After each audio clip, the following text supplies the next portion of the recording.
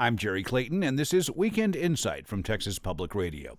Plans for a water treatment plant in northwest Bexar County have come under fire from environmentalists and residents. Lennar Homes wants to build 2,900 homes on about 1,160 acres. The Guajolote subdivision would be required to build its own Class A water treatment plant. The plant would dump as much as 1 million gallons of treated wastewater per day into Helotes Creek. A TCEQ representative said during a recent hearing that the agency did not believe the discharged water would pose any risk to humans or wildlife. SAWS has already given approval to the proposed wastewater treatment plant and will provide water for the development. But concerns persist. Ron Green is a groundwater hydrologist who worked on a 2-year study about the potential effects of wastewater in the Helotes Creek watershed before he retired from Southwest Research Institute. He joins us today. Thanks for being here. Thank you very much. Talk to me a bit about the water that would be discharged into the Helotes Creek watershed. Would it be, safe to swim in? Well, when these facilities are operating, they try to attain a high standard of discharge. Sometimes they achieve those standards, sometimes they don't. And even if they do, they are going to introduce a lot of nutrients into the environment. And that's, phosphorus and nitrogen. And those lead to a degradation of surface water from reducing the dissolved oxygen. And then the nutrients, lead to a growth of algae in the streams. It's not going to be very appealing to swimming. It's going to not be clear. It's going to not smell very good.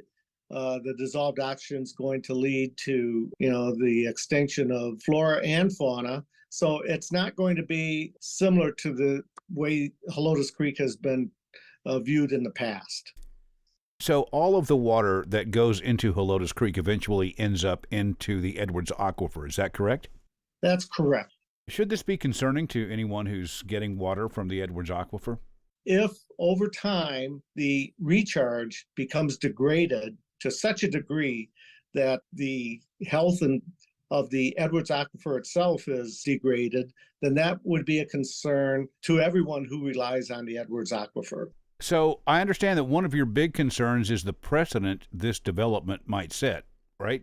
If developments of similar density are built in northwest Bexar County and beyond, then you run the risk of more and more recharge to the Edwards being degraded.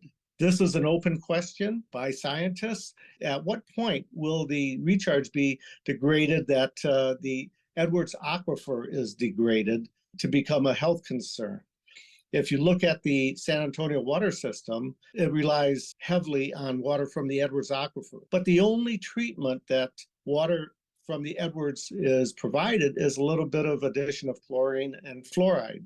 And so if you start degrading the recharge to the Edwards to such a degree that that water has to be treated, then you're going to either have to install treatment facilities at each well or well field, or have a centralized treatment facility. In either case, it would be a very expensive proposition.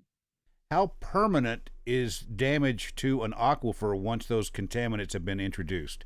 If these developments continue into the recharge and contributing zone of the Edwards, they are going to be likely to be permanent impacts on the aquifer that will not clean up by themselves. Ron Green, thank you so much for joining us today. Thank you very much. Ron Green is a groundwater hydrologist who worked on a 2-year study on the effects of wastewater in the Helotes Creek watershed.